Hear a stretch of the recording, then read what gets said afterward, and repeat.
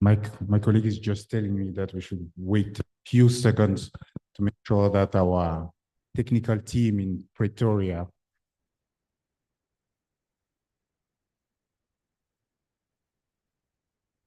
can go.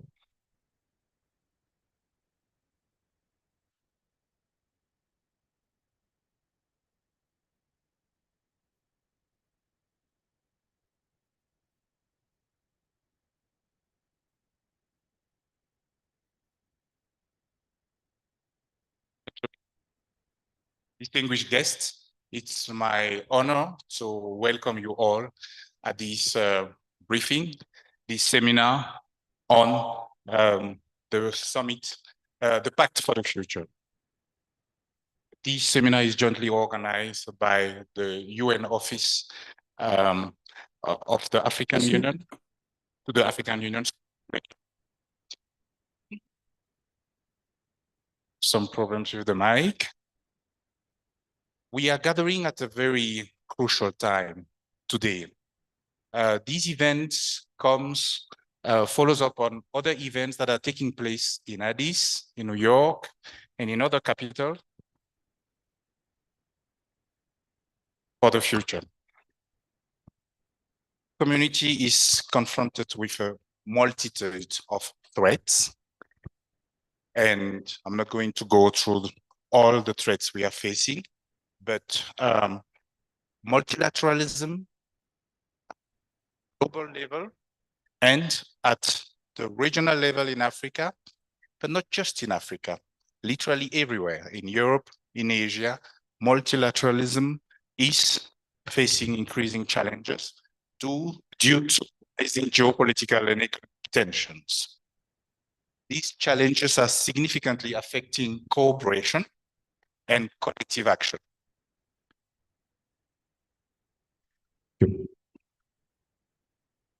The difficulties in many.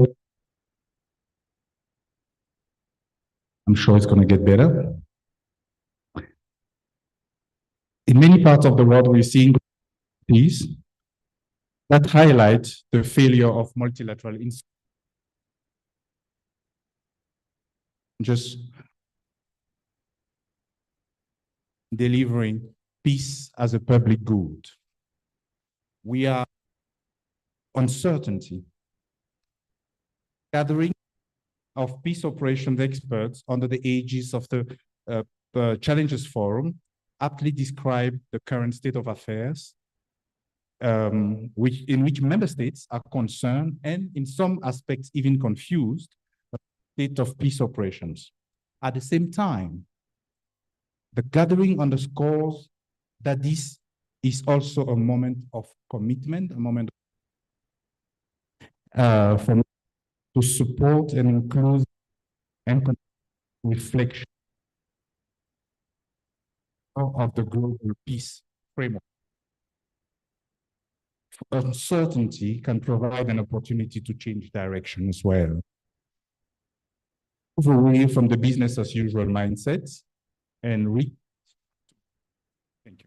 recommit to building a multilateral system that can adapt to an unpredictable future.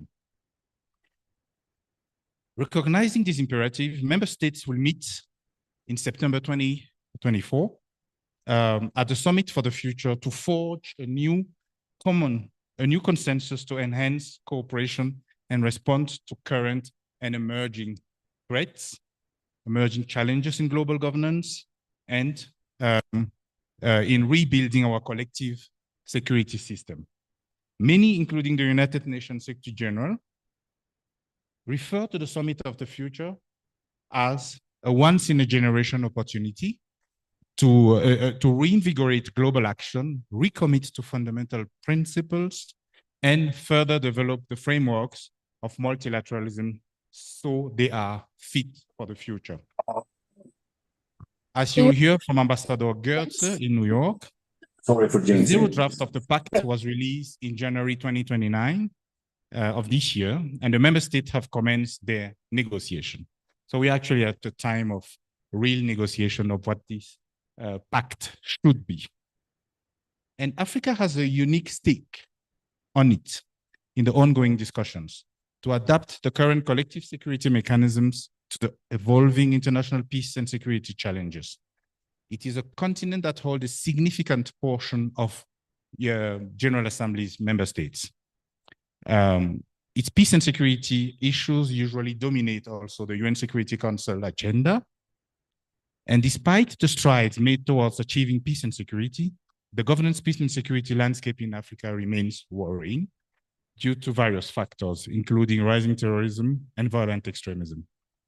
So it's important to note that both the new agenda for peace, but also the zero draft of the Pact for the Future have given significant emphasis to the African region. It is actually the only region in Africa, the only continent that is mentioned, that are mentioned in the zero draft. This highlights that New York, where the Pact for the Future is being negotiated, and Addis Ababa, the diplomatic capital of Africa, will increasingly be entangled and in discussions around fixing global governance and its discontent. African nations should make the most of the opportunity presented by the Summit for the Future and actively contribute to creating an inclusive multilateral system that addresses present and future challenges. And at the ISS, we've been involved in various aspects of this discussion. We are one of the few think tanks, policy research organizations that actually submitted written piece in the drafting of the new agenda for peace. And currently we are also involved with the Center for International Cooperation of the New York University in a series of conversations in New York aimed at actually strengthening African, not just African, actually all member states in finding a common language in drafting the Pact for the Future. About the expectations for this event. Negotiations for the Pact are gaining momentum everywhere, New York, Addis, Brussels, and African member state civil society think tanks must engage in discussions about the preparations of this summit. Today's event contributes one of those moments around the Pact of the Future that aims to raise awareness and about its potential outcomes. The seminar also aims to provide specific language that elaborates and reinforces existing commitments within the Pact. Ultimately, what we also want is to amplify African voices. In conclusion, as we move forward to our discussions with this panel, I would like to ask a couple of questions to our panelists, but also to the audience. The first one is, how can we harness the current opportunity to rekindle the AU and the UN approach to conflict prevention and mediation and build coalition partnerships that deliver peace as a public good? And particularly for the AU, how do we collectively capitalize on existing mechanisms such as the panel of the wise, the special envoys, and the AU liaison offices that actually could play an important role in preventing conflicts? Secondly, despite more than 2 decades of building peace support operations, capacities, structures, and so on, we have not adequately utilized them and continue to resort to ad hoc coalitions. So we have a multitude of mechanisms actually weakening each other instead of strengthening them. While the Framework Resolution 2719 responds to the long-standing quest for predictable, adequate, and sustainable financing for AU-led PSOs, it does not fully guarantee Africa's ownership of peace frameworks. What does it take for African states to own the collective resourcing of their peace and security framework? And finally, as we keenly watch the space for the Summit for the Future in New York to reinvigorate global multilateralism, what is our plan for engaging in the daunting task of fixing Africa's regional multilateralism that is also somehow sick at home? Once again, I extend all of you a warm welcome and wish us fruitful deliberations. Thank you.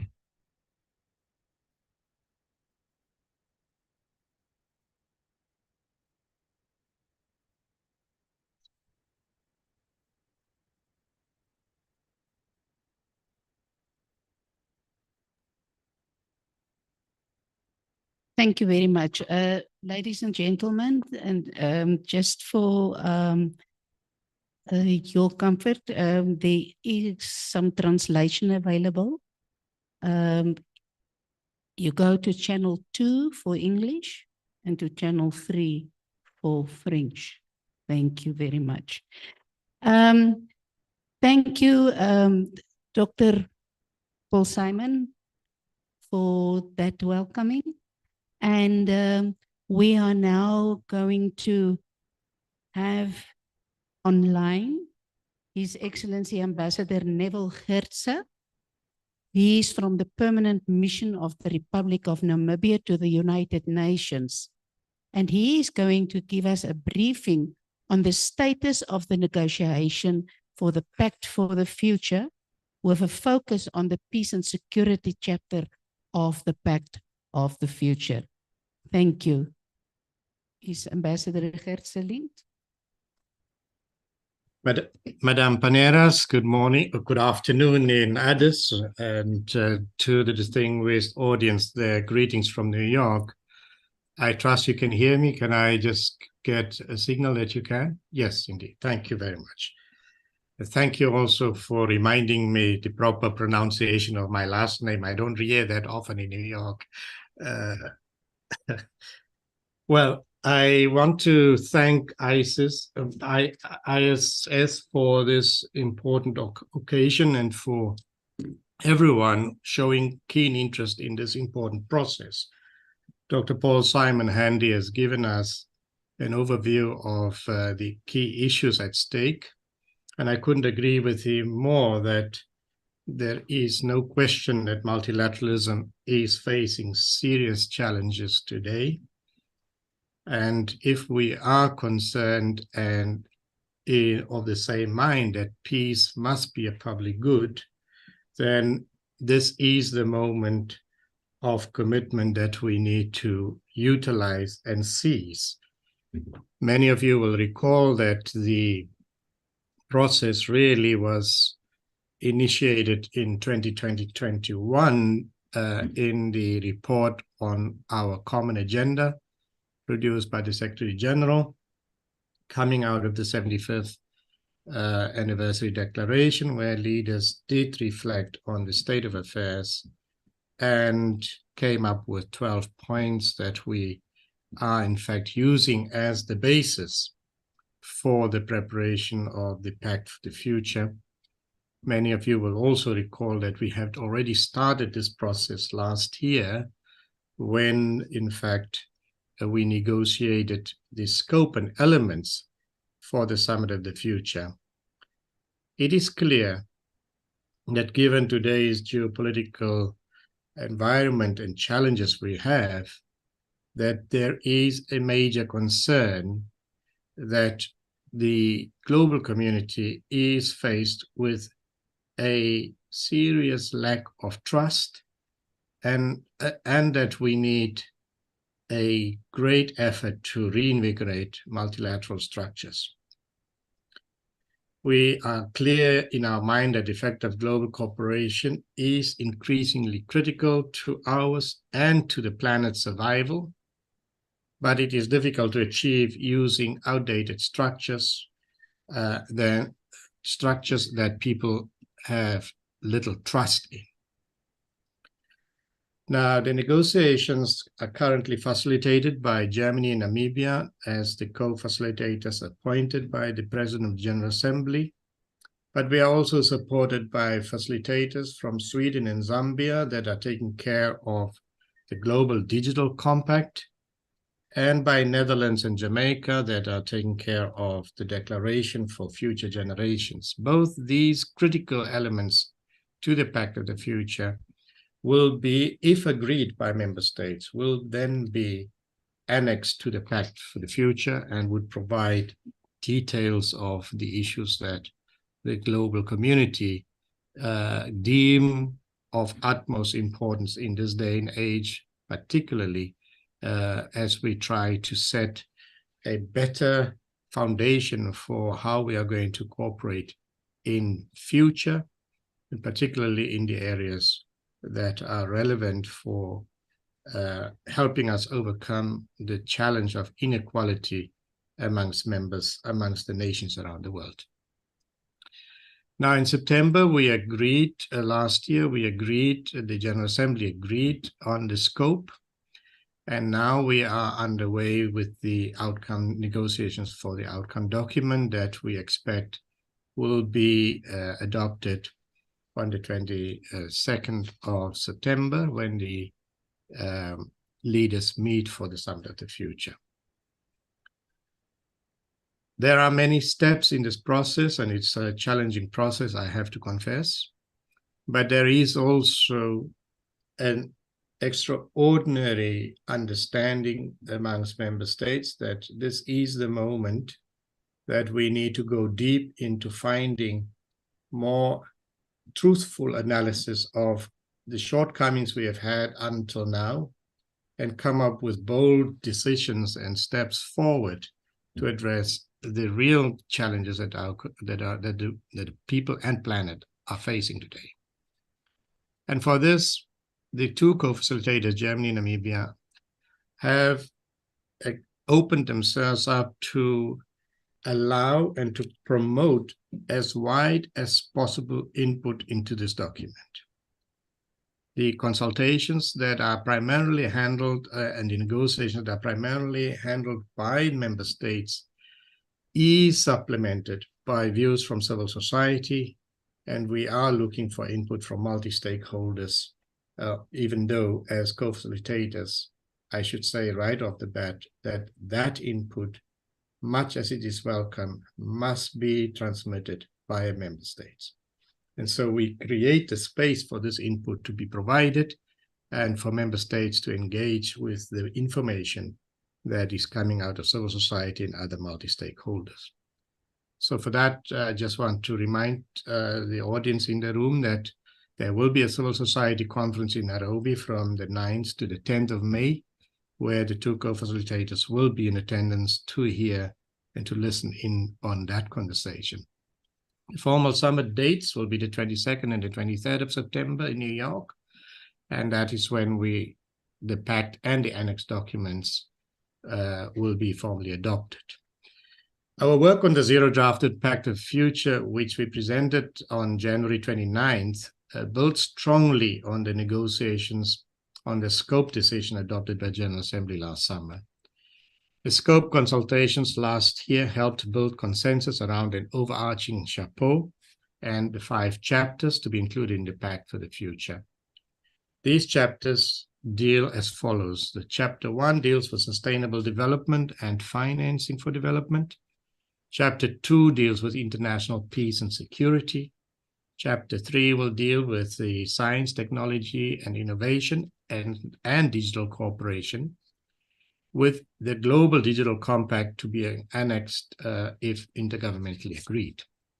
Chapter 4 will deal with youth and future generations, with the Declaration of Future Generations to be annexed if intergovernmentally agreed. As I said earlier, those processes are running parallel and are being handled by different co-facilitators. And the last chapter 5, Transforming Global Governance, is really the chapter that we as co-facilitators see as the chapter that will address the main required transformation or changes to strengthen multilateralism and global governance architecture. These include things such as the Security Council reform, the General Assembly revitalization, strengthening of ECOSOC, strengthening the Peacebuilding Commission, and addressing complex global shocks. As you may be aware, the Secretary General has a proposal for an emergency platform, but also to deal with issues such as beyond GDP reforming the international financial architecture, and to touch on issues of outer space, amongst others. There is no question that aspects of human rights, gender equality, and poverty will be integrated across the Pact, and this is already finding its way into the negotiations. In addition, we were guided by delegations' interventions during informal consultations in December and the written submissions of member states and stakeholders. These contributions have provided us with a clear picture of priorities and vision for the Pact for the future. Now, I'd like to share with you a real challenge that we as co-facilitators have in this process. For you may know that the modalities resolution for the Summit of the Future asks us to adopt an ambitious, concise, and underline concise, and action-oriented pact. This has been the departing point for the two co-facilitators to be guided by these guidelines. We produced the zero draft with 20 pages. We are now in the process of hearing member states' impressions of the zero draft. And while initially comments were favorable about the zero draft, we are now seeing the language exploding in the zero draft to well over 242 pages. This shows that there is keen interest by member states on strengthening and elaborating on the key concepts captured in the zero draft. And we feel that this is a good signal that member states are engaged with the process and do have commitment for a strong, very strong, ambitious outcome on the Pact for the Future. As co-facilitators, we welcome this elaboration because it does allow transparency. It gives every member state an opportunity to not only give their own impressions on the zero draft, but also to hear and respond to input they are hearing from other member states. But we have to be realistic. The reality is that we will have to produce a concise document, and the two co-facilitators are now sifting through these many pages. Although we have not yet completed this reading exercise, as we had currently taken a break while the CSW was underway, we will resume next week, Monday, to continue the read with chapters 4 and 5. And we intend that by the end of April, we should then produce and come out with the first revision document. Our intention is to further embolden the zero draft and put stronger action into it, taken from the 240 pages. But I can already at this point say it is not envisaged that this Rev 1 document will be much longer than the zero draft was initially. So the intention is really to simply take the key actionable points that have now been raised to a high level and to include that in our Rev 1 document. I know the discussion today is expecting me to speak more about chapter 2, which is dealing with peace and security. And I think right off the bat, let me just say, this is an absolutely critical chapter where the Agenda 2063 from Africa needs to find a solid and a very strong landing space. And this I speak not as the co-facilitator, but as a fellow African member state.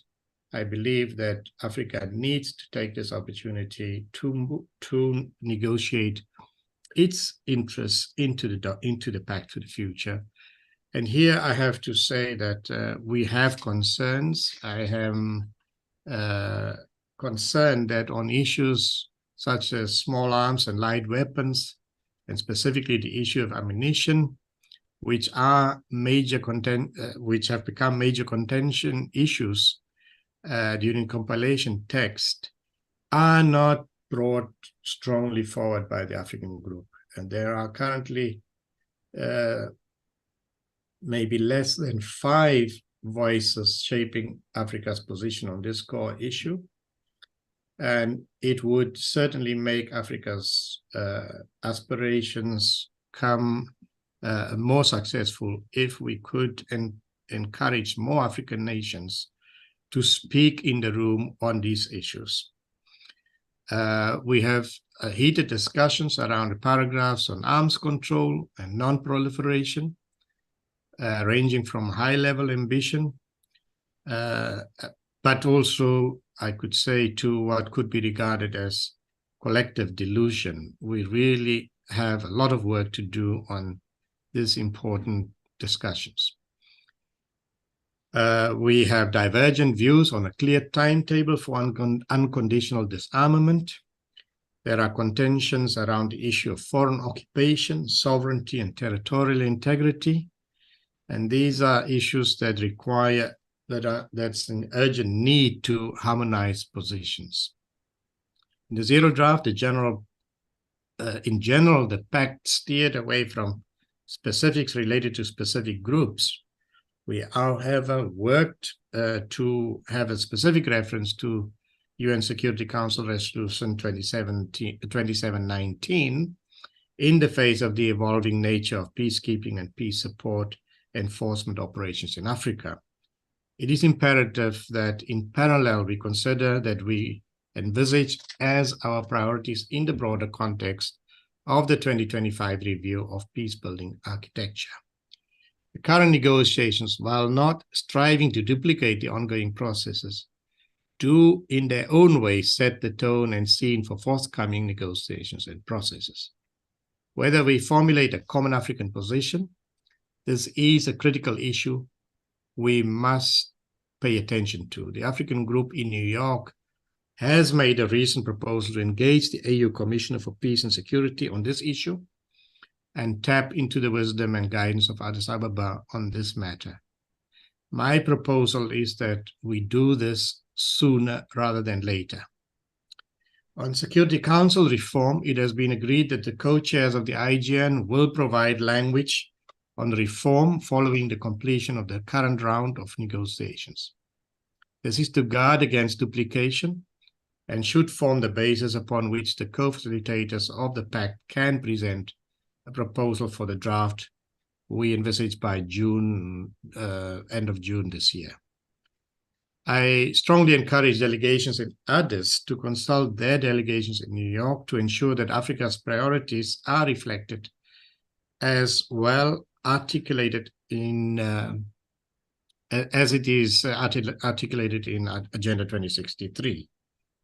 We have common African positions and have a stake in most, if not all, of the priority areas across all 5 of the chapters: sustainable development and financing, international peace and security, SDI and digital cooperation, youth and future generations, and the reform of the global governance structures, including the reform of the Security Council and the reform of the international financial architecture. I would also like to ask Addis delegations to continue to encourage their delegations in New York to follow the discussions and to participate actively from now until September. We are clearly seeing that the needs of the developing world in particular need further strengthening in this process. The chair under the chairmanship of Uganda over the G77 and China is instrumental in arguing and making the case for developing countries. But we need to supplement our chair of the G77, who happens to be an African this time around, to hear the voices of Africa stronger so that Africa's interests are taken on board by the G77 in the negotiations. I should just point out that the G77 does not negotiate as a group on the chapter 2, which deals with peace and security, but on all the other chapters. So we do have the moment to push Africa's interest now through the negotiation on chapter 2, perhaps also through the support of the non-aligned movement. And I would like to perhaps just pause here and then see if there are any questions that I could provide more clarity on.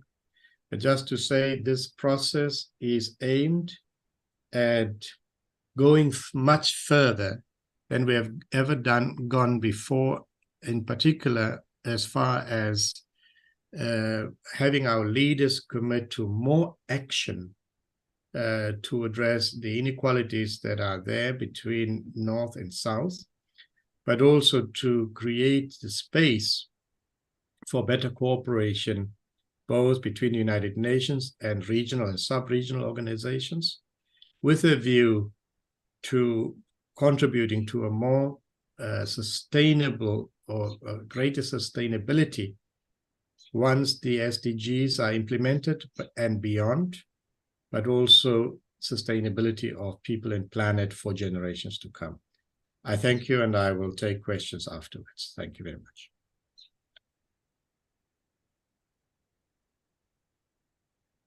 Thank you very much, Ambassador Gerse.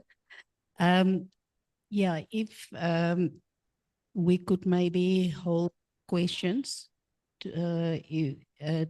Also, when we have the question and answer session after the panel discussion, or then also come in with the questions there.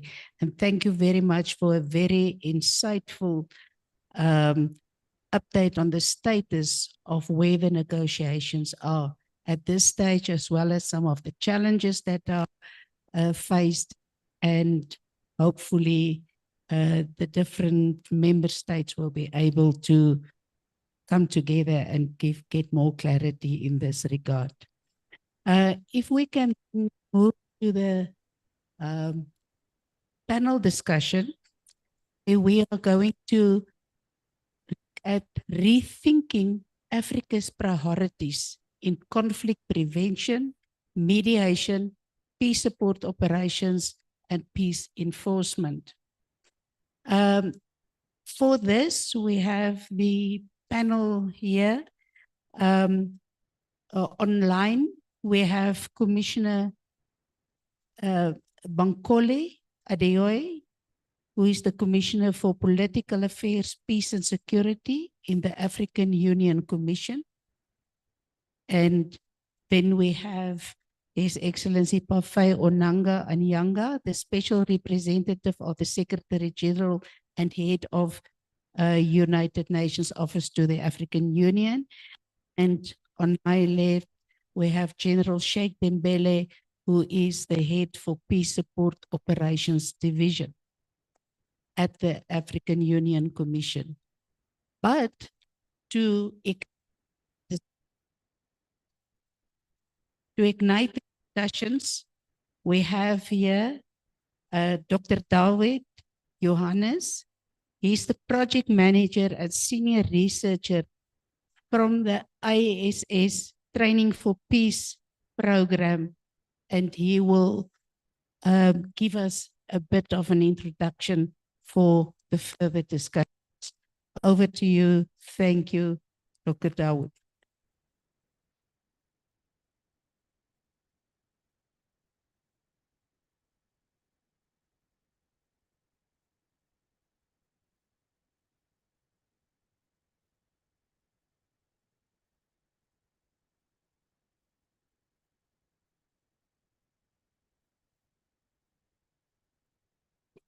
Okay, thank you very much, Ms. Paneras, for giving me the floor.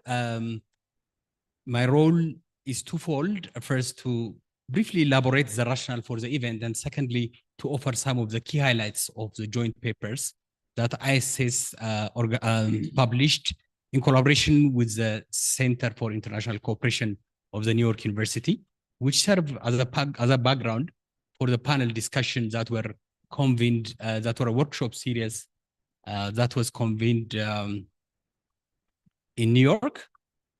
When it comes to the rationale, the event is part of the global efforts to build momentum around the Summit for the Future. Importantly, to recommit member states in terms of garnering their joint effort into redressing challenge, the global and regional peace frameworks. So building on previous events that were held in Addis Ababa, our contribution in this regard is broadening the discussion in Addis Ababa, especially on the peace and security chapter of the zero draft of the Pact for the Future, which is important for the following two reasons. The first, the new agenda for peace, and subsequently the zero draft of the Pact for the Future have a special focus and emphasis on Africa. Africa as a region and the AU as a regional organization is mentioned in both documents. So though the Pact for the Future is a global document, we felt it is important to articulate Africa's priorities and perspective, especially on preventive diplomacy, mediation, peace enforcement, and peacekeeping. We also felt that it is essential to give more meaning to what is being referred to as new models of peace operation or peace missions, which are to be deployed under Chapter 8 of the UN Charter. So, and having said this much about the rationale, I will briefly move to my second role, which is to offer some highlights of the ISS CIC joint papers. Our papers broadly explored adaptations to preventive diplomacy, mediation, and peace operation in the broader sense.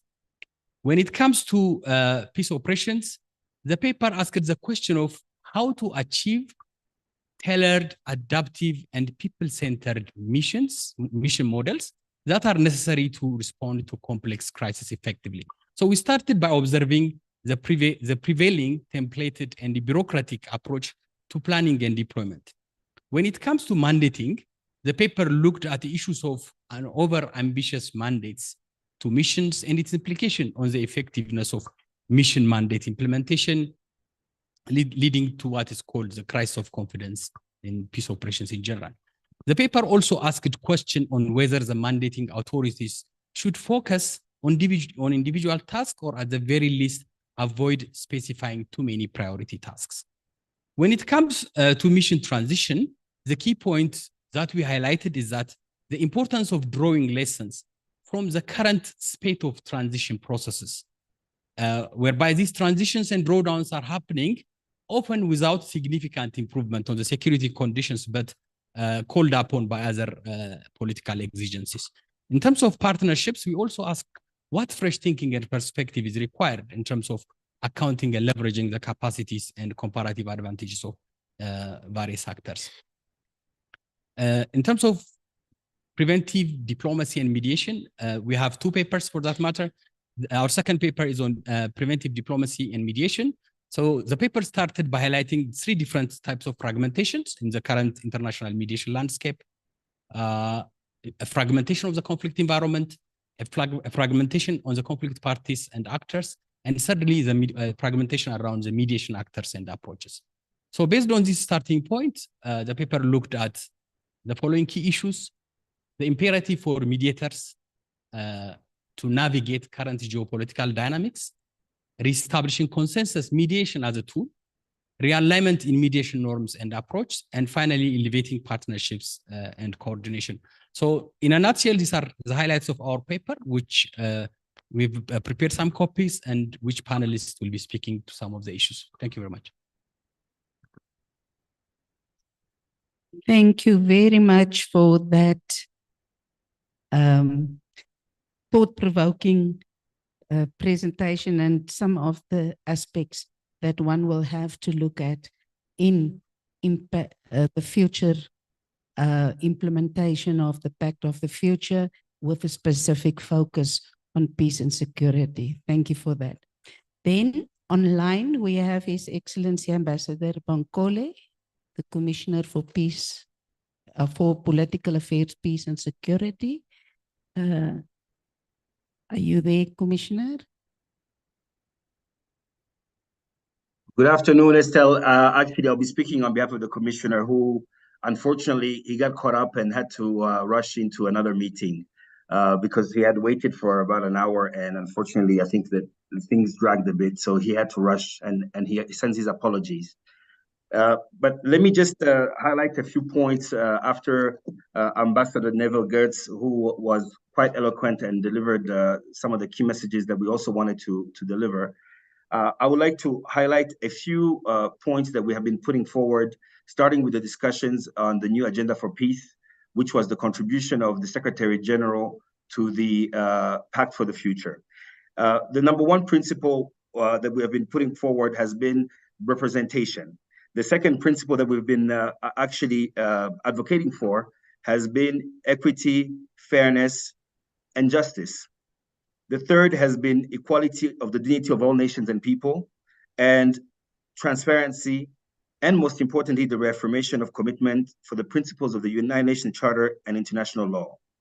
And these principles actually didn't come out of nowhere. This has been also part of the discussions that we have been enjoying, facilitated by Namibia, and that whereby we have actually been putting forward some of these ideas, and with also organizations such as Amani Africa and so on. The number one priority for us actually remains the reform of the United Nations Security Council. I think that Ambassador Herz touched on it. It is important, as we have been saying all along, that we advance our agenda, which is 2 permanent seats and 5 non-permanent seats for Africa in the Security Council, and we reserve the right to choose who should be our representative.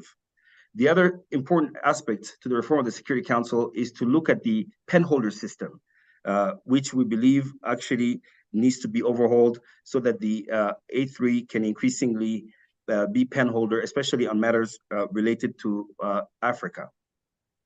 The other priority for us that we want to see in the Pact for the Future is a new peace operation doctrine, a peace operation doctrine that takes into account the realities on the ground, that more peace enforcement is needed than peacekeeping as we know it. And here I would like to take advantage of the fact that to welcome the recent resolution 2719, which basically is a first step in the right direction for predictable, adequate, and sustainable financing of continental and regional peace operation through United Nations assessed contribution. We will be soon unpacking the resolution and report to the AU Peace and Security Council in June about the status of its implementation. The AU will also continue to advocate for an improvement in the management of peacekeeping, peace support missions, and more African say. I'm very pleased to see that my colleague, General Sheikh Dembele, is there. I think he'll be elaborating a bit more on these matters. In addition to the doctrine that surpasses traditional peacekeeping, the AU has also called for a reaffirmation of the primacy of politics. The AU continues to stress that there is not a single conflict that is resolved militarily, but rather through dialogue, and that equally important is the constant involvement of women and youth. We have also called for a focus on national reconciliation. While peace enforcement is important, there must also be progress on other tracks, including national reconciliation, governance, and the nexus between peace, security, and development in order to address the structural and institutional state deficiencies that plague some of our states. We also continue to push for a focus on accountability and transitional justice.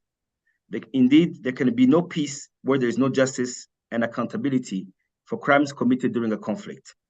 History shows us that these issues cannot be swept under the carpet.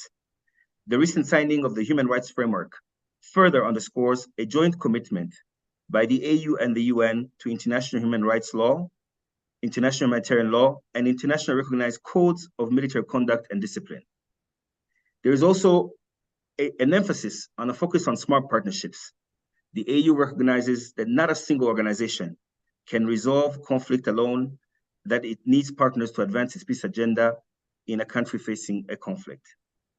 Linked to our peace and security priorities, and I heard Ambassador Herz mention it of Namibia, the AU will also engage in the reform of the global financial architecture because the existing architecture has been unable to mobilize of stable and long-term financing at scale for investment needed to combat the climate crisis and achieve sustainable development goals for the 8 billion people in the world today. We will also continue to call for a just climate change agenda. Indeed, during the just concluded AU summit, African leaders adopted the Nairobi Declaration on Climate Change. And we will continue to work under the leadership of the Committee of Heads of State.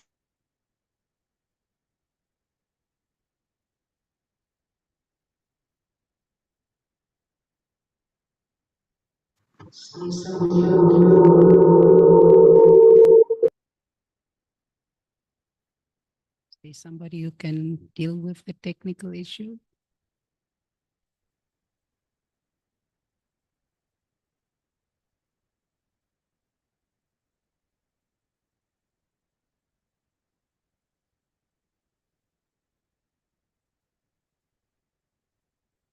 Sometimes technology doesn't want to work for us.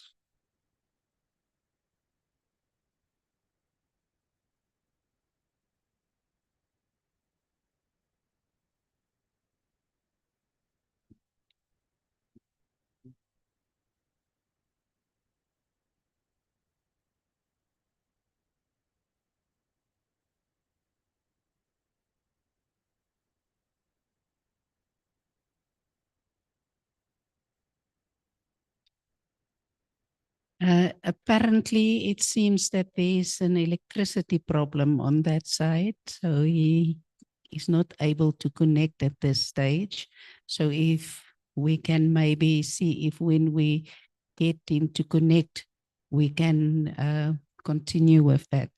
Now, the next panelist that we're going to have is General Sheikh Dembele, as I indicated, the head for the Peace Operations Division in the AU Peace, in the AU Commission. Now, General, if you can indicate to us the Pact for the Future Zero draft discuss the need to develop new models of peace operations that can respond to the evolving nature of conflict in traditional and new domains. It further the need to provide support to the African Union. Noting Africa's priorities, how do you think these new approaches or models let peace operations be tailored for enhanced management of conflict on the continent? Thank you. Thank you, Esther. Esther and Paul Simon have gotten me in an ambush. Everyone is exiting this presentation, expect me. It's a privilege and an honor to be here and we'll try to make justice to your efforts reaching this one. Thank you for inviting the Peace Support Operations Division. I would want to start by saying maybe things that you know already, but maybe we need to start with a common understanding of where we find ourselves. African landscape today is being challenged for the past 2 decades, probably by the rise of transnational threats. Those threats can have different dynamics, different drivers, but we can all agree that they have consequences from the regional and international, let's say, to the global level. Many interventions here have highlighted that multilateralism is at stake. Therefore, the international regulatory frameworks at African Union level, even in our regional economic levels and at global level, fail to produce the expected effects of them. Africa finds itself in the middle of a huge international geopolitical competition with increased power dynamics. Of course, this after having gone through the COVID-19 crisis. And there are also not directly security issues that have huge impact on our security especially the debt crisis, many economic experts will say, which impacts very negatively the ability of the states to play the role expected of it in delivering on social services on a continent increasingly young. I mean, the youngest continent in the world. I mean, with a low level of employment and probably training or capacity building by the youth, which is subject to huge level of manipulation, religious and ethnical instrumentalization. It looks like Armageddon, but I hope there's some hope, thank God. And there is a clear sense of interconnection of peace and security challenges in the world, and the clear sense that non-single organization in this world has the entire legitimacy and capacity to provide the full range of responses needed. I think this is an acknowledgement that everyone came to. Therefore, there is need to build an enhanced, systematic, and genuine partnership between all organizations at all levels to address these issues, building on each other's respective comparative advantage. So the AU has advocated many times that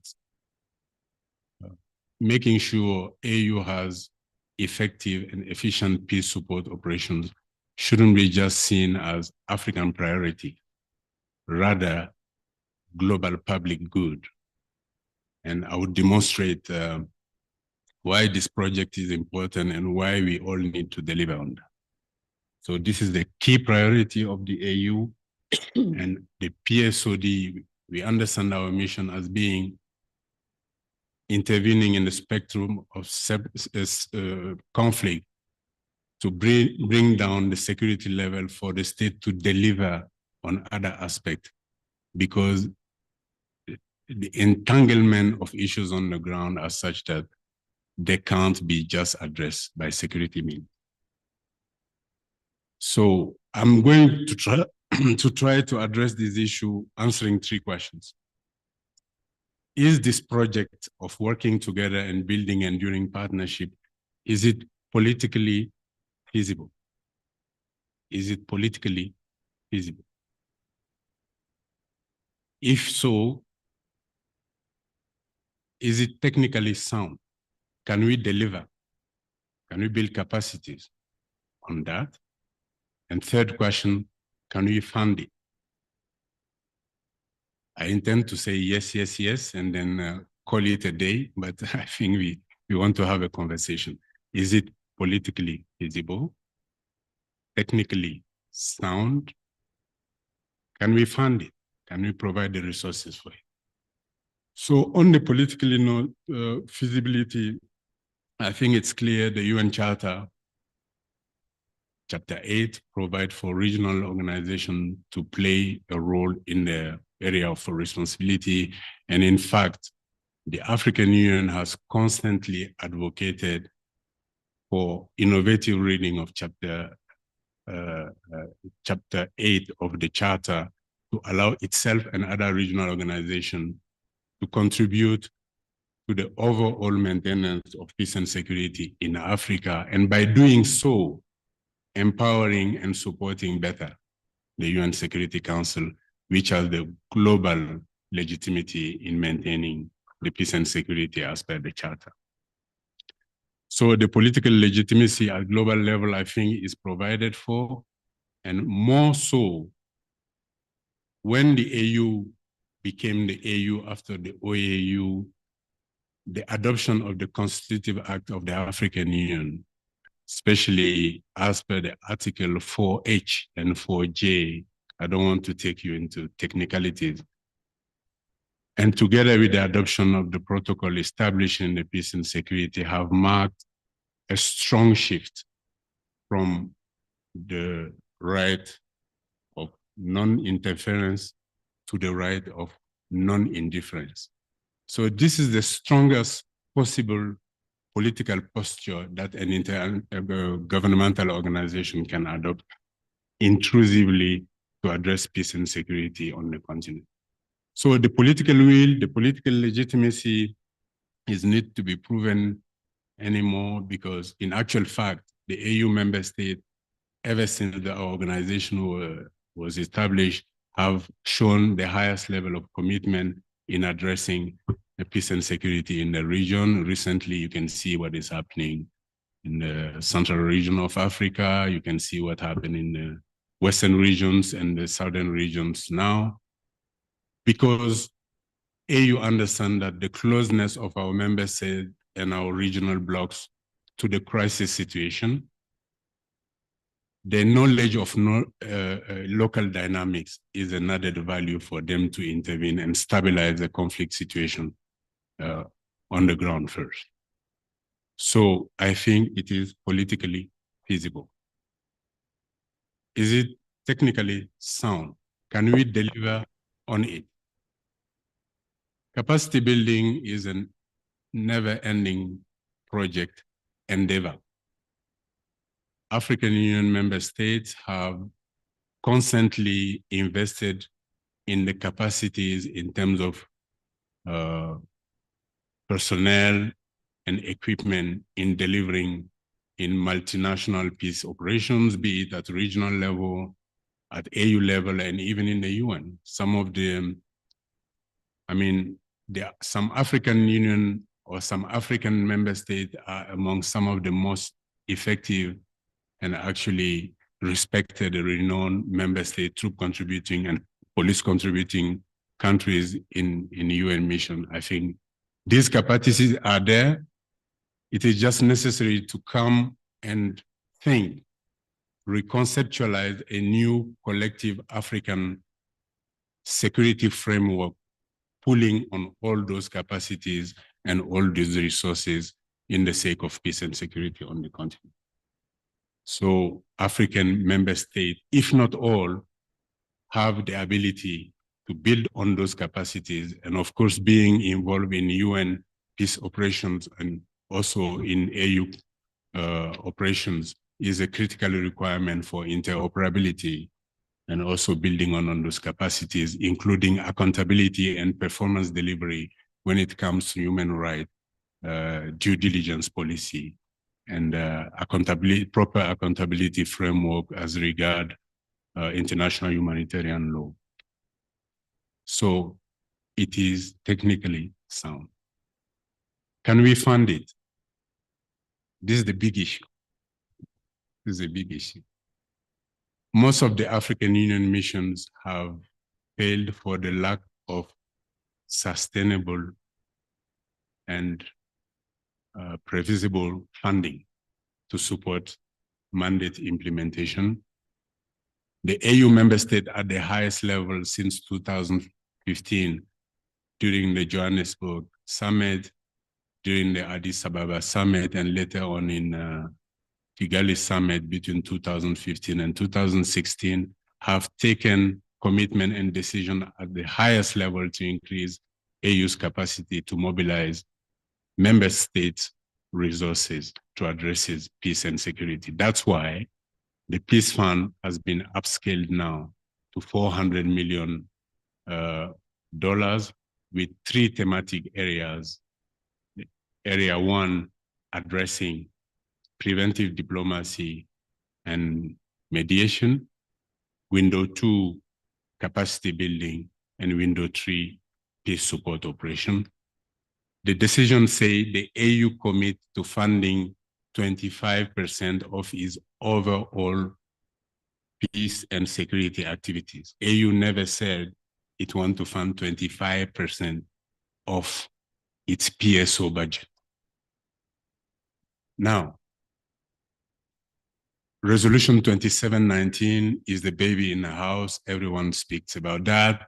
What is it saying is, when AU deploys peace support operations mandated by the Peace and Security Council, with subsequent mandate by the UN Security Council, before the mission transforms into a full-fledged UN PKO, that mission can benefit up to 75% funding from the UN assess contribution. It's a key move, it's a major development. Because I can remember when we were here in 2013, we deployed for the ECOWAS mission in Mali and the follow-on AU mission in Mali before Operation Serval from the French army intervened. We had $0 from the UN Security Council and UN assess contribution. Same year, December 2013, AU deployed with its member state and contingents in Central African Republic on the 5th of December 2013, 3,000 people killed in Bangui, we got $0. So 2719 is, in my view, a major development. It is not a gift. It comes with a lot of requirements. The process is heavy. It looks rather lengthy in terms of steps to go forward. And under the leadership of the AU Commissioner of Political Affairs, we are going to unfold 2719, unpack it. Some people say what it means, identifying the critical political, strategic, and procedural development that are needed to deliver effectively on that. But by doing so, we have to be mindful of the fact that the lengthy process shouldn't come at the cost of the key comparative advantage of the African Union, is quick intervention, peace enforcement, and the capacity to engage in kinetic operation and stabilize the situation in the short possible period. I want to keep it there so it is politically feasible, technically sound, more effort to be delivered on the funding. I thank you very much. Thank you very much, General Dembele, for framing us the answers. You came to a yes, but with conditions on the 3 questions that you have posed on whether it's political viable, technical sound, and do we have the funding. I think on the first 2, there's a stronger yes than on the last one of funding.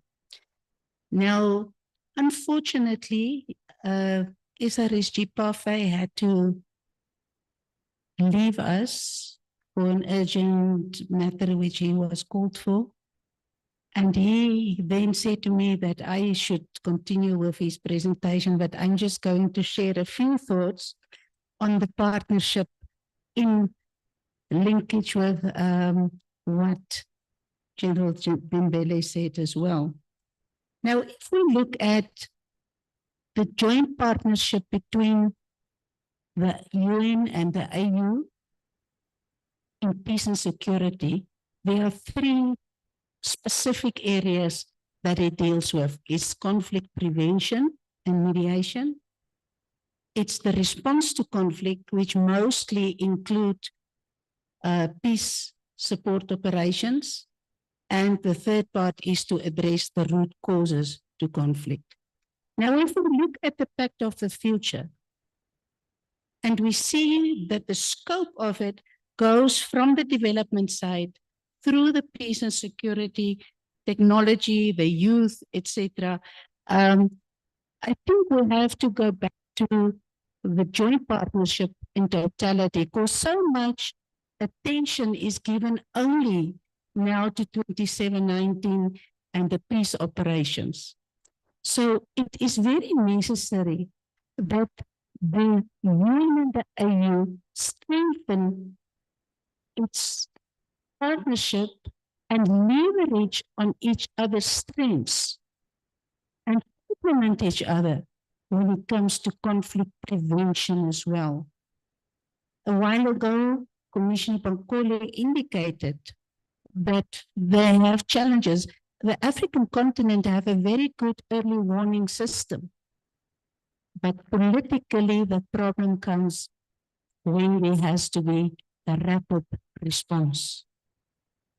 When we see the red flags, are we able to, from the AU together with the UN, intervene in situations from a political perspective before it reaches a stage where we have to deploy a peace support operation, and even then where it has to become an enforcement mission.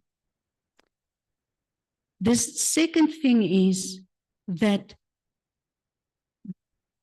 organizations need to leverage its capacities to become addressing the root causes.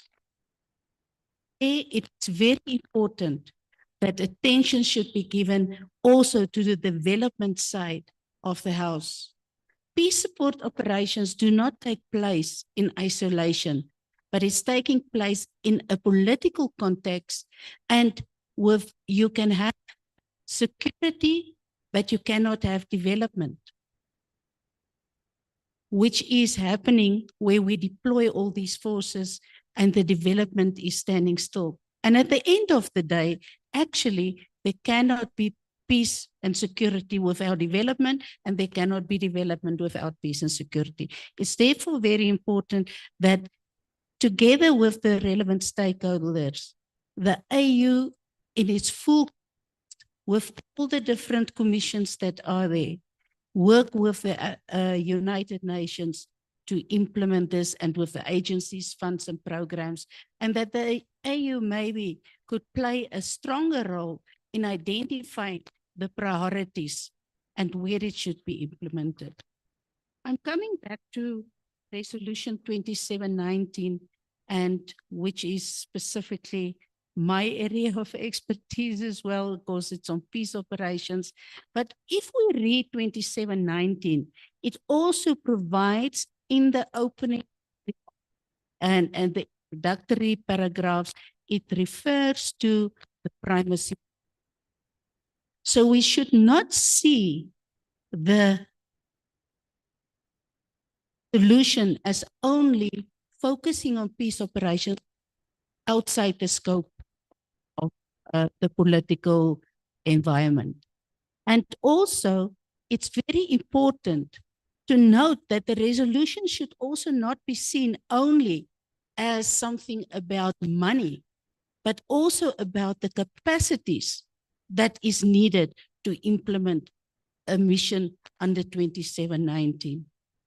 Now, in this context is where the African Union and the United Nations has the opportunity to collaborate closer and to build capacities, and both organizations can learn from each other, because the United Nations will have to adapt some of its own rules and regulations in order to accommodate operations which is enforcement oriented, which has to be quick in the response, has to be mandated quickly, and has to be managed in a specific manner. One cannot apply 100% the processes, for instance, for peacekeeping on peace support operations, which has an enforcement element, as also even the equipment that is needed for the troops that are being deployed has a difference. So it's necessary there for the two organizations to work together. There's also an opportunity for the two organizations to work more together at the political level between the Security Council and the Peace and Security Council. And the question that we need to raise is, how can we further strengthen this partnership? On the one hand, this resolution provides for the Security Council in strengthening its own role on managing peace and security across the globe. But on the other hand, also it makes the Peace and Security Council stronger to deal with peace and security matters on the continent. It's very important that the two organizations have a common understanding when working together. And we will have to make sure that there's a common understanding in as far as how do we reach out commonly and jointly for the 25% that has to be raised. Are we going, and that is an opportunity for the two organizations to work closer together as well. It also is indicated that all viable options will be considered. So what are those viable options? And it's very necessary that the two organizations will have to look at that. Does that mean the viable option is also to get money from the Peace Fund? Is a viable option to go to trust funds? How are we going to manage this? And this is some of the challenges that we'll have to look at, but it's also opportunities for the two organizations to work together. And then specifically, as General Dembele indicated, the capacity building is an ongoing process. And how do we work together to build the capacity of the African Union to respond to these challenges and to take the lead in peace support operations on the continent? So I think the last point that I want to say is that there's also an opportunity for the African Union and its regional economic communities or regional mechanisms to build their relationship. Of course, the resolution clearly specified needs to be AU-led operations. There is therefore a need that from the REG-RM level, if they want to start a mission where they foresee that funding will be used in the future, it will be necessary to work closer with the African Union in this regard to have outreach for that. I'm sorry that I've now had to move into a mode where I'm actually the moderator, but those are just a few highlights that I wanted to bring to your attention. Thank you very much. Were we able to get Ambassador Fred online again? Is he not online yet? Okay, so I think we can then move to a question and answers, and we can, the floor is open for your questions and for your questions or any remarks, because this is a discussion. It doesn't mean that everybody sitting in front has all the answers. You might have the answers from the ground. Any questions? Also, those who are online can send their questions through, and we will attend to that. Any comments from the floor?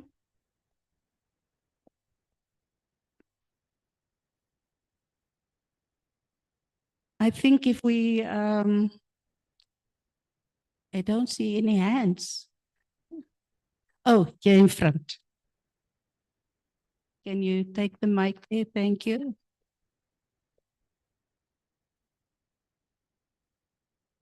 Je pense que je vais parler français pour pouvoir faire la balance entre les interprètes. Ouais. Merci de nous avoir donné la parole. Moi, je m'appelle Valentine Attendé. Je suis responsable de programme au niveau de la représentation de la CEDEAO auprès de l'Union africaine. Et je remercie les organisateurs pour avoir organisé cette importante réunion. Je remercie également les intervenants pour vraiment leur approche très critique et très importante.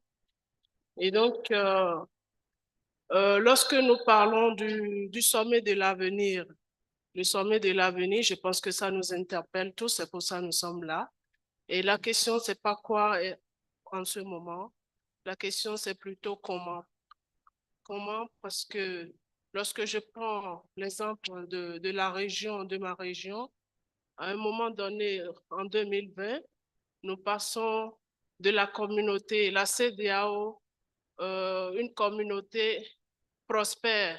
Et actuellement, en 2023, après la vision 2020, la vision 2050 a pour slogan la CEDEAO pour tous, paix, prospérité, paix, prospérité et pour tout le monde.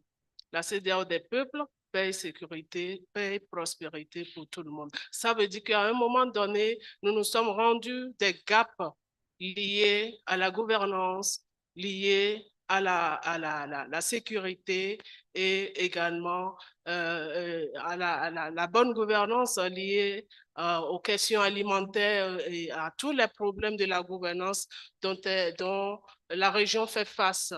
Et donc, pour ce sommet de l'avenir, qu'est-ce que nous voulons proposer, pas seulement en tant qu'expert, mais en tant que quelqu'un qui vient d'une région qui connaît également, qui connaît en ce moment des crises. Nous voulons, pourquoi ne pas s'accentuer un peu sur la question de l'éducation et du changement graduel des mentalités. Nous avons également nos mécanismes, nous avons également des cadres juridiques et des décisions à mettre en œuvre. Le général a dit tout à l'heure, il y a la volonté politique. De la même manière, il y a la volonté politique, mais il y a également le renforcement de capacités qui importe. À côté de ça, nous allons ajouter la négociation, un partenariat intelligent et également une négociation efficace. Et donc, pour pouvoir réellement s'assurer de la mise en œuvre de nos décisions, surtout lorsqu'il s'agit de la paix, de la gouvernance et des priorités qui concernent la jeunesse et les femmes surtout. Nous allons également interpeller à ce qu'il y ait plus de priorités vers les communautés à la base, tout en impliquant les États, impliquer les États, à sensibiliser plus leur volonté politique. Je vais m'arrêter là pour le moment et passer le micro à d'autres personnes. Merci.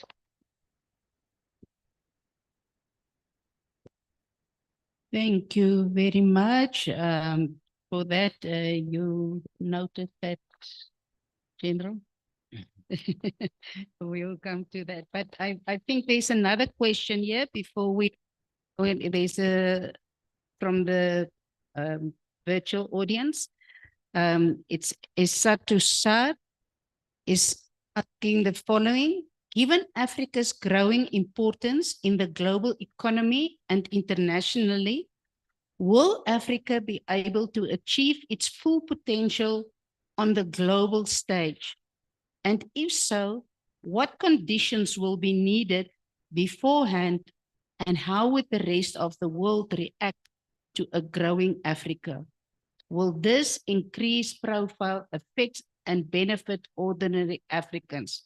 I think it's basically, will Africa be able to have its full potential on the global stage?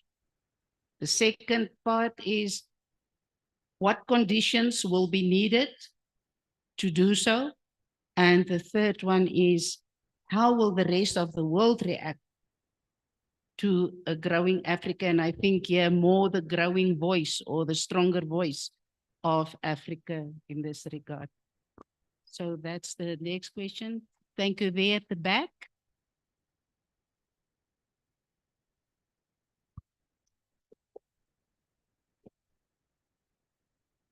Thank you very much. My name is Immaculate Liaga from ISSTFP. I do have a question for Sheikh. I don't know if you're the correct person to ask this, but so the resolution is expected to have some kind of process and procedures, at least by the end of the year, or at least somewhere there.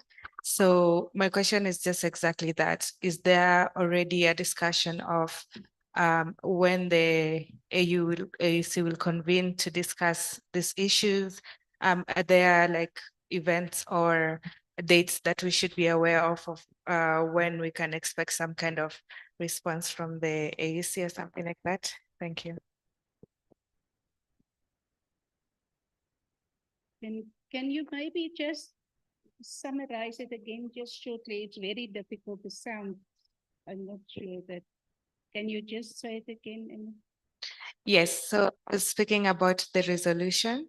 So I just wanted to ask of process or procedures which are coming, just so that we can understand where the AUC is in terms of engaging. I mean, I know you've said that you will be engaging, but I'm asking if there is any indication of when and how as well. So it's when and how the discussion on 2719 will be taken forward within the AU, but also between the AU and the UN. Okay, thank you. Any other questions?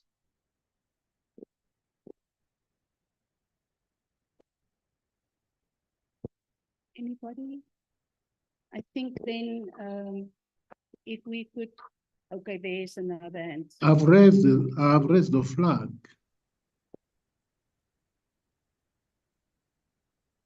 Can I ask a question?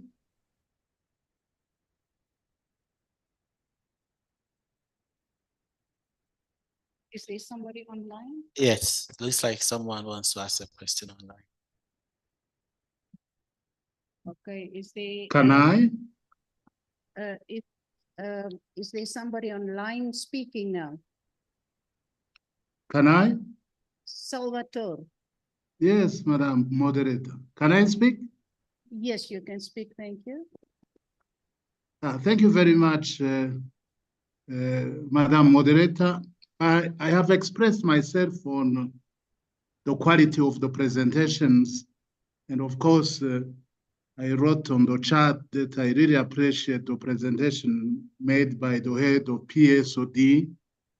But I also realized that, Moderator, when you spoke, you almost asked General Dembele a kind of question, because you said, I agree with you that your conclusion is perfect, but I also think there's a room for cooperation at the technical level, taking into account the comparative advantages of UN and the AU. And you articulated in terms of how to quickly mandate, how to quickly deploy, how to proper manage the missions. And you end up by also asking a question to me, do we have the common understanding on where the 25% are coming from? I think I would really, if you don't mind, ask General Dembele to respond to your question. So this is a funny way of intervening, but I hope you understand where I'm coming from. I'm an economist, and I think General Dembele knows me very well. I'm Salvatore Matata, representing COMESA to the African Union. Thank you, Moderator. Thank you very much. I think if we could give some answers at this stage, then I'll come back to, there was a hand there, and there's also a question online. So if we could come with answers there. So the first one was the representative who asked actually when, it's not how we're going to implement what, when, and then also that there has to be smart partnership for conflict prevention and a focus more on the question of education and also mentality change that has to take place. So then the next question was on the when will the AU and the UN, I think for now it's what the AU internally to discuss. I can add one for General Dembele, and then also the question was on the global stage. Will Africa be able to fulfill its role in the global stage?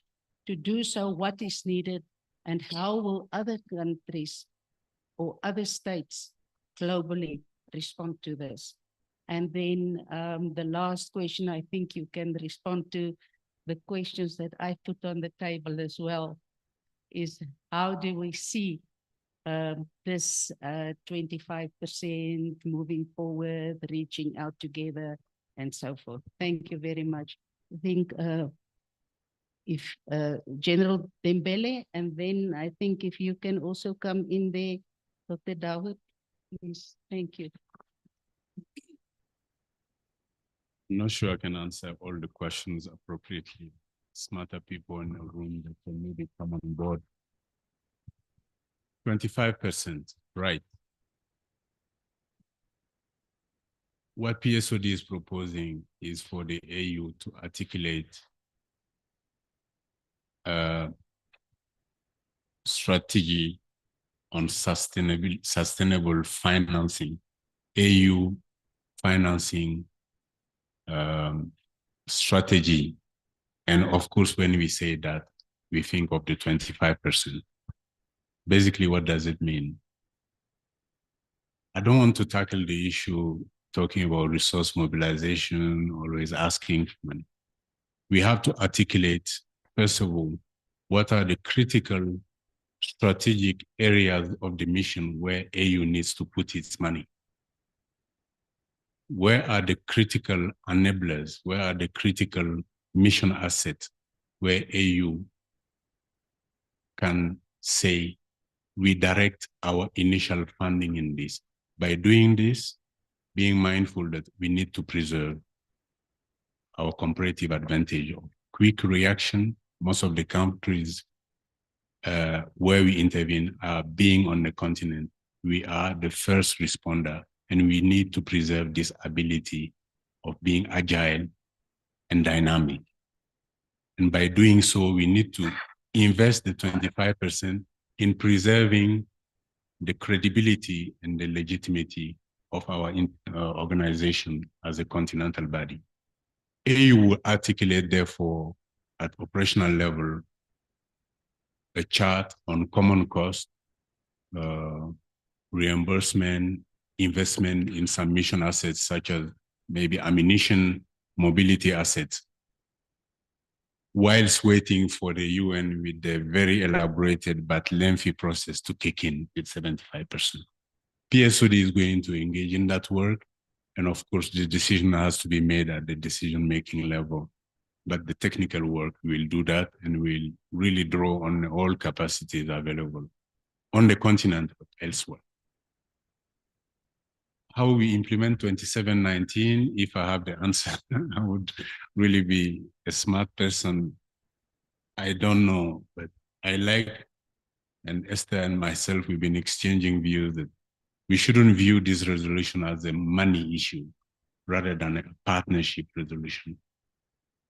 AU and UN have to work together, because I said the situations in which we are likely to find ourselves increasingly are such that no single organization is likely to be able to provide alone the full range of the responses. Irrespective from the fact that 2719 will operate or not, where we are now, we are going to work towards joint planning, joint decision-making, collaborative effort in mutualizing our capacities, so as to give the maximum visibility to the decision-making level. There is a lot of issues, including politically, in the UN Security Council and elsewhere, and a lot of questioning about 2719. As I said, the AU internally is unpacking the resolution. Commissioner Bankwele has convened a meeting on the 2nd of April, where PSOD is going to put his initial proposal, and the process will start at the AU level. I know some other reflections are being undertaken at the UN level, and of course, we will meet somewhere midway. Sur la question de la CEDEAO, moi, je ne suis pas un responsable politique, mais je vous donne raison. Au bout d'un moment, il faudra peut-être qu'on arrive à la mise en œuvre de certaines recommandations, parce qu'on arrive à un moment où on a l'impression que tout est dit. Pour moi, les questions globales auxquelles nous faisons face appellent un type d'État. Il peut être démocratique, il peut être un peu moins démocratique, il peut être à moitié démocratique, mais un État qui délivre de la performance, qui résout les problèmes de la population et qui résout les problèmes de la population, toute la population, en intégrant toutes les composantes, y compris les minorités. Parce que tout échec à faire cela, et notamment vous avez parlé de la question de l'éducation, quelqu'un a parlé aussi de la question de la croissance économique, mais si elle n'est pas bénéfice pour tous, et surtout si elle ne construit pas dans la formation et la construction de capacités dans la durée, c'est une croissance économique théorique sur le papier, mais vous voyez, ça n'empêche pas les fragilités auxquelles nous faisons face. C'est ce que je pourrais dire là-dessus, et s'il y a d'autres questions, je suis prêt à intervenir. Merci, ma soeur.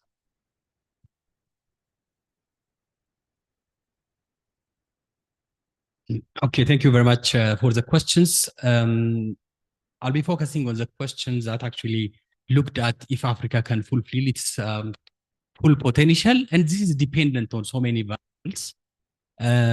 We can start with the internal conditions of governance and political situation of the member states. We can also talk about the state of regional integration, which is also a critical enabler of Africa to play that important role globally. But most importantly, the state of multilateralism that has been addressed in the opening remarks. I think if you look at, I'll just focus on the global conditions. And the global conditions is not an enabling one, not just for Africa, but also the global conditions are just conducive for international cooperation on various fronts. That also extends to the situation of socio-economic development and all of that. That's why, and this is not think tanks or society, civil society reflecting, that is the United Nations Secretary General claiming that the state of international cooperation that also enables actors such as Africa to fulfill their full potential is not an enabling one. So that's why the new agenda for peace and similar initiatives are crafted. So the discussion should not focus like we do about the tools in the toolbox when it comes to peace and security. The discussion should also extend to broader discussions around the global state of global governance and the state of multilateral cooperation. So it's only if you address at these multiple levels that Africa will be able to address its full potential. So there's no single answer to this one. Yeah, thank you very much. Thank you very much. And I think if we look at the role that African countries are playing in drafting this Pact of the Future is already pointing in a direction where Africa will come on more on board. I think it was earlier also mentioned the reforms which will be part of the Pact of the Future for the African Africa to be represented in the Security Council. So I think if we look at the Pact of the Future and what it says, if it could be implemented, it will assist in getting Africa there. Can I then read the next question from the virtual audience, and then I'll come back to the question over there. There's Eva Mann, so also Dawood and General Dembele, if you can look at this one. She says, countries are not isolated and cannot individually address the many issues, such as the ever-growing inequality, global trade relations, exploitation by foreign investors, etc. How does Africa want to propose addressing the inequality in the global forum?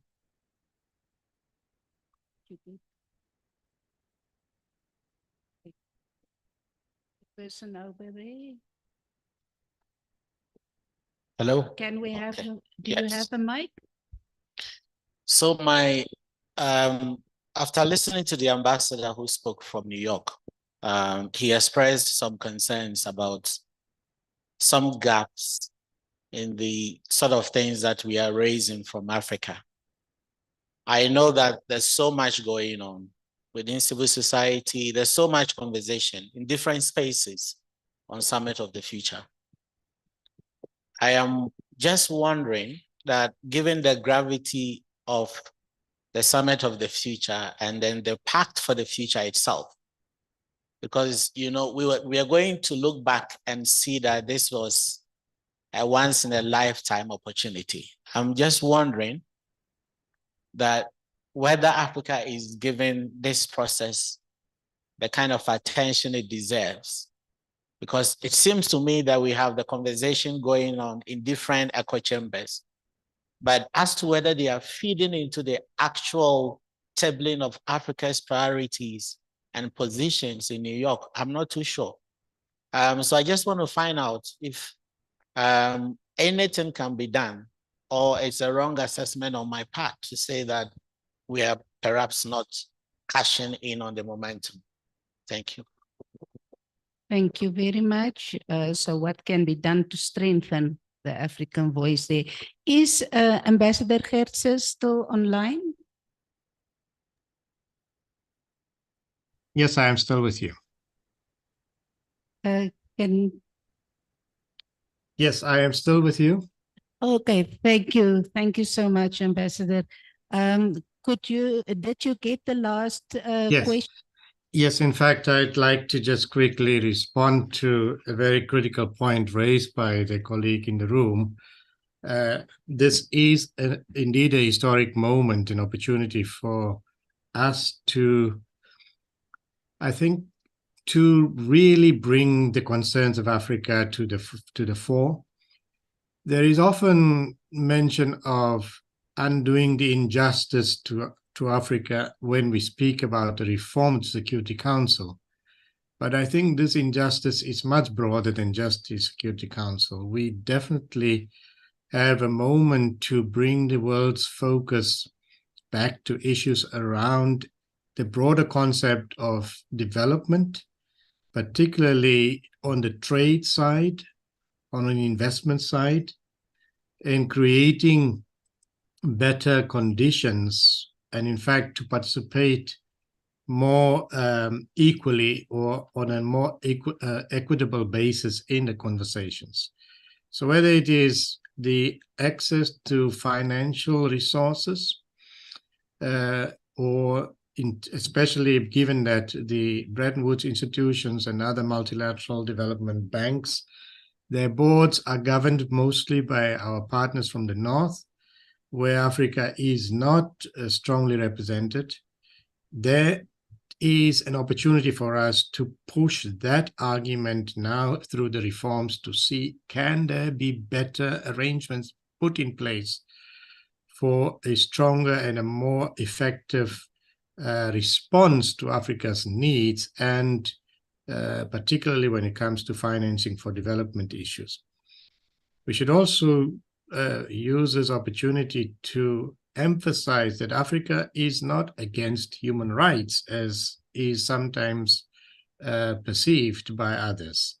We are as supportive of recognizing and respecting human rights, but we have to acknowledge that there is a backlog in terms of Africa's immediate challenges, whether it is fighting hunger, poverty, gender equality, and all the issues that go with it.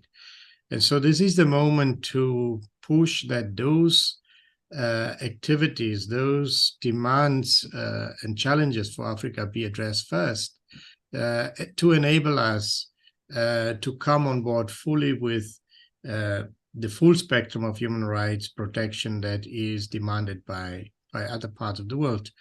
And I think this is now the chance for us to say, into the Pact, Africa is the youngest population. It has the greatest growth, population growth rates. We are going to be, whether people like it or not, we are going to be a considerable force in the future. the resources that Africa contains, particularly in strategic minerals and others.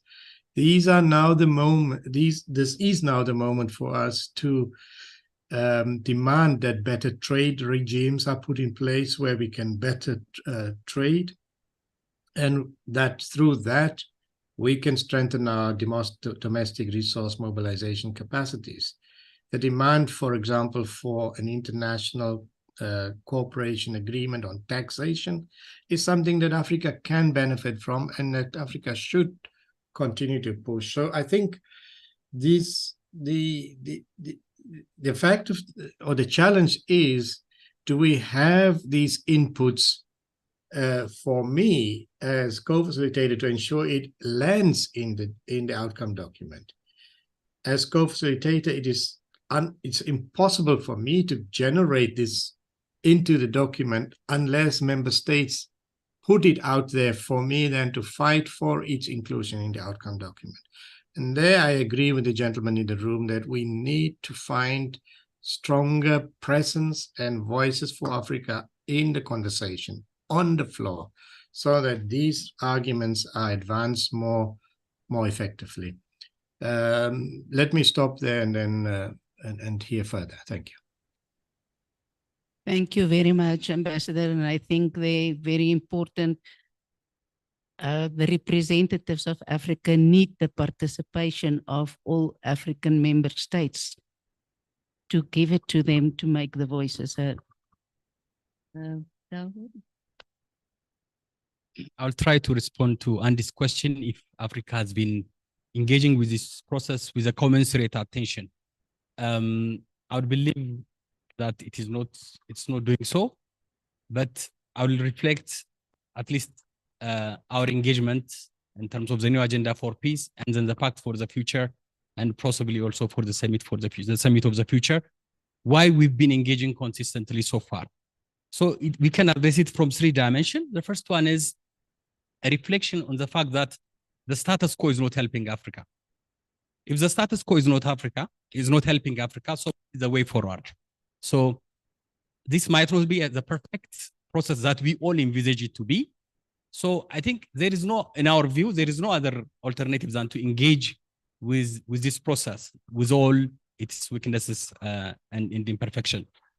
And also, as an organization that has been working on human security, we've been engaged in this continuous process of analyzing the issues, proposing solutions.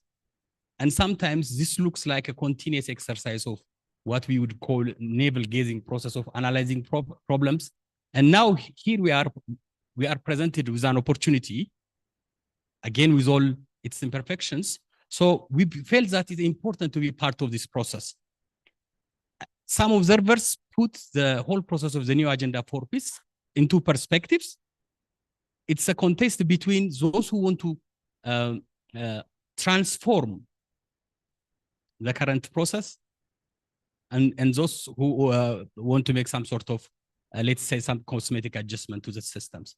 So in whatever ways, we should be part of this process. So that informs our continuous engagement in the new agenda for peace, in the Pact for the future, and also continuously going forward. And asking the counterfactual question, if not this process, then what? Are we waiting for this big revolution to happen that also enables Africa? So that's our belief, actually. Thank you very much. Thank you very much. I think this has brought us to close to the end of our discussion. I'm going to give both General Dembele and Dr. Dawood 1 minute each to just say a close. Oh, I see people want to ask more questions. Is it okay? How many is there? I see 1 hand here. 2, 3. Now we have 3 questions. Okay, if is it fine if we continue for another 10 minutes? If anybody has a challenge with that, let's then provide the 3 persons here to ask their questions. And then in the answers, that will then be the closing remarks as well for, yeah. So we'll continue. The lady here in front. Hi, my name is Alison Lembumba, and I have a question for the General, Sheikh Dembele. And I wanted to ask, do you think that Africa, if Africa does not finance its PSO, that we have any chance of ownership? That was my question. Thank you. So if there's no finance from Africa, do we have ownership? Thank you. I'll try to make it brief. When I think of the future or the Pact for the Future, I cannot help but think of the impact of artificial intelligence. And it appears that discussion on artificial intelligence impact potential threats, particularly focused on the African continent, appears to be missing, to my knowledge at least. We understand that it has a great potential, but also immense challenges, which could be nuanced in the African perspectives with wide-ranging implications on the economy, on peace and security, on jobs, employment, and so on and so forth. I understand that the EU just adopted a declaration or a convention just a few days ago, considering its impact, but Africa seems to be lacking in that regard. Just to point one potential challenge, we understand that lethal autonomous weapons systems are already being employed in Africa, particularly the Karugu 2 system is being applied, which raises serious concerns, but we don't seem to be having a serious dialogue on these issues. And I was wondering and reflecting, perhaps His Excellency Ambassador Neville may also would respond to that. Wouldn't it not be timely and imperative for African perspectives on the to be inputted into the future pact? Thank you. So this one is for Ambassador Gerse. Yes, and maybe General may also, if you'd like to respond, that would be wonderful. Thank you. And then there's a hand there at the back. Thank you, Chair. My name is Maram Mahdi. I'm a researcher at the ISS. I didn't want to ask a question that is country case specific, but I think taking into account what's happening in Sudan and the closure of UNITAMs, it becomes really important for me to ask this question, taking into account the humanitarian situation, the displacement, et cetera, et cetera. So looking at Sudan, and given that UNITAMs was closed last year, amidst essentially a crisis of multilateralism and responses to the crisis in Sudan, should we understand this closure of UNITAMs as essentially a characterization of the new agenda for peace and the Pact for the Future? I'll keep it brief. Thank you.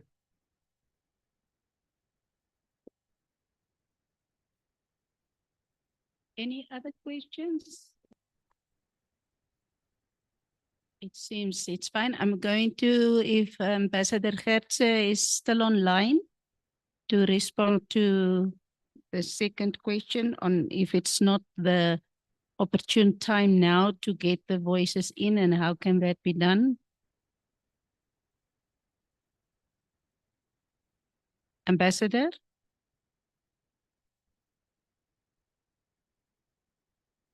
Is Ambassador Gerse still online?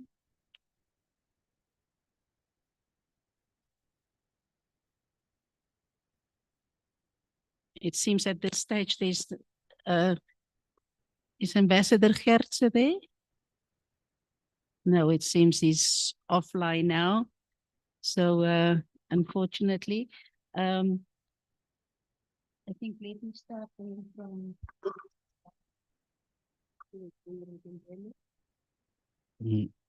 I would like also to reflect on the question of ownership and my argument that we can do more as a continent in terms of owning our peace and security frameworks, where we've been engaged on the discussions around when the resolution was actually debated. Let's say starting from a year ago, we've been writing and discussing, and also we were internally having debates. Is advocacy for a UN funding, is that the way to go?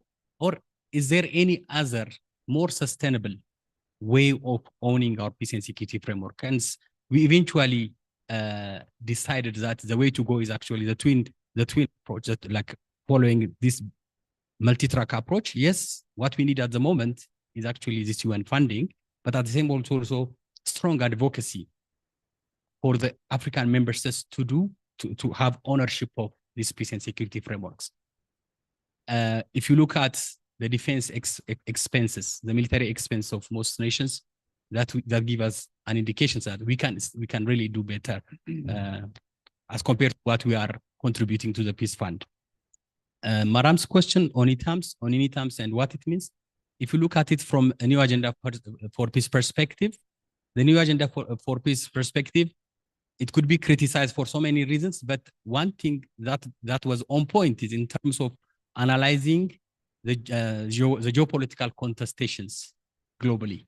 So for me, it is one indicator, the closure of missions such as UNITAMS and the departure of many other missions on the continent. That's an indication of how geopolitical contestations are affecting missions. So the solution also lies not just looking at the analysis of the tools within the toolbox, but the broader environment of multilateralism. So that's the way to go, in my opinion. Thank you. Thank you very much. You know, they tell us to empower the young generation. She works for me and she nailing me with a very hard question. I'm happy for that. You should keep on questioning the certainties. Yes, if Africa doesn't find its peace operations, will it be credible? Is it the question? So, I personally don't like the idea of African solution to African problems. I like the idea of African-owned solutions to issues in Africa. Why?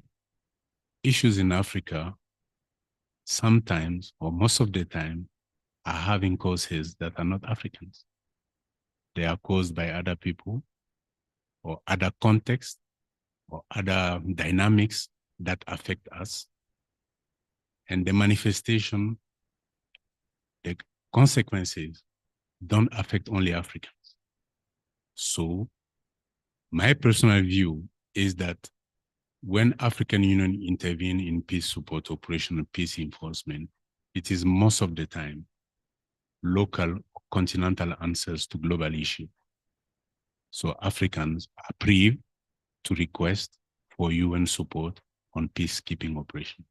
But this being said, we gain more credibility, more ownership if we can upscale also our contribution in the sense of taking forward leadership in solving our problems.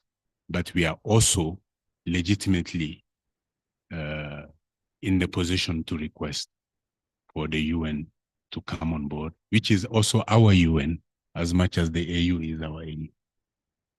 So the second question is multilateralism in Sudan is a very sad thing.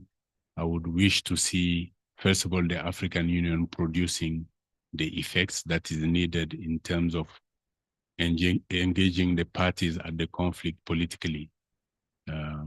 But this is a very complicated situation. I think here, Dr.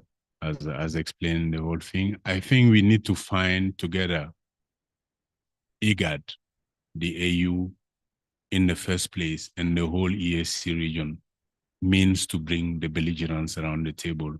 Because every time you have the feeling that the power balance is shifting towards one direction like we are seeing now, you also realize that this is not the way to go.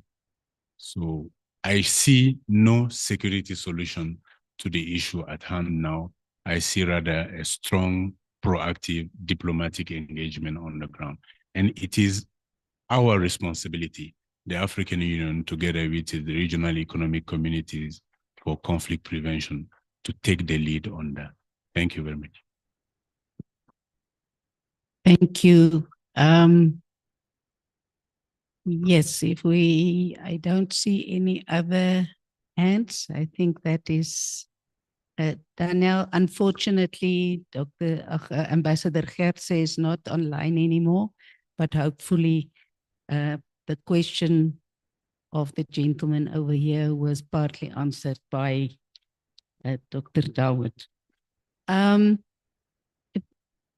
I want to ask Dr. Dawood to give us 1 minute of last thoughts, and then the same with General Dembele, please. Yeah, mine is also a very short one.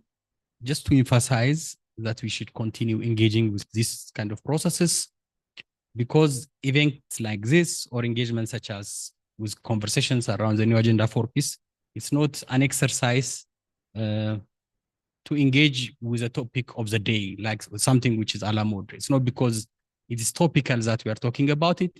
It is precisely because it is raising the most fundamental questions of global governance that also affects at multiple levels. So just to emphasize that we need to continue engaging with it. We'll have similar events also in the future and publications, and we're happy also to collaborate with those who are in the room, but also with the online audience going forward. Thank you very much. Thank you very much, General Esther. Thank you everyone for inviting us in this session. I think we are at the end of the era, and we have come at a tipping point where the international setup has acknowledged the legitimacy and the first responder role of the African Union in managing peace and security issues on the continent through, among others, deployment of peace support operations. But my personal belief is, going forward, there is need to upscale the partnership beyond just peace support operations. The AU needs to have the capacity to draw from the long-standing experience by the UN and others. And most importantly, because peace support operations are incredibly expensive, we need to advocate for more investment in state building and hence governance in our member state, so that the states build enough resilience internally to absorb different kind of shock and deal with them before they become existential threat to our countries. They can be commodity shocks, they can be security shock, they can be social shocks. And this is what we are advocating. Thank you very much. Thank you very much, General Dembele. I think what we have gotten from this is that it's a complex process, the current consultations, to get to a final version, hopefully by September, of the Pact of the Future. It's good that there are efforts to bring African voices and the African priorities into the field of play,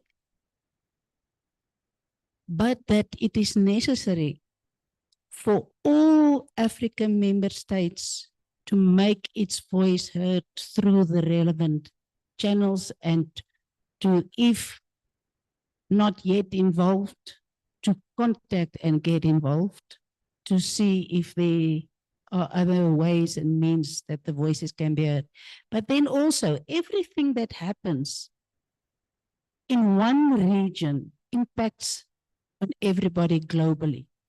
So even those countries who are not African member states, but part of, because they will be part of signing of this Pact of the Future, which is driven by the UN. but it's very clear in there that the necessary collaboration has to take place with regional organizations, and that cannot happen if the voices of those regional organizations and member states are not heard. So I thank you all for participating in this event. And there's an evaluation form that has been handed out already. If you could be so kind to complete that form before you leave your seat, it will be highly appreciated. Can they just leave it on the table, or should they give it to you? Can they just leave it on the table? So you can just complete it, leave it on the table, and our colleagues from ISS will get hold of it there. Then you are all invited for some refreshments before you go. That gives an opportunity where you can still share ideas and ask questions also from our panelists here. Thank you so much.